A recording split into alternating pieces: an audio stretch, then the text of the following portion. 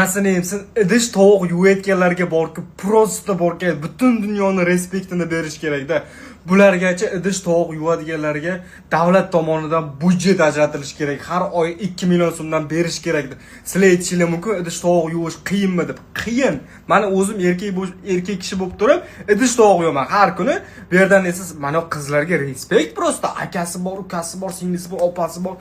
Bu yerdan endi bir hamma butun dunyodagi kostyumlarni yuvgandan keyin endi dam olaman desa bitta uka kelib o'tirgan bo'ladi, aka kelib o'tirgan bo'ladi, opa kelib o'tirgan bo'ladi, mana uni ham yuvib qo'ydik. Bundan tashqari buni qo'yib turinglar, bu yerda qozon bor, qozon degan narsa bor. Qozonda yuvish eng erkitli narsada borku, umuman yoqmaydi menga. Duxovkani gapirmasa ham bo'ladi. Iltimos, mana shularga davlat tomonidan budjet ajrataylik. Bular bekor-bekor idish tovuq yuvmayapti. Bular O'zbekistonni rivojlantirib yuborish mumkin. Sizlar tushunmayapsizlar. Bular harakat qilyapti bular.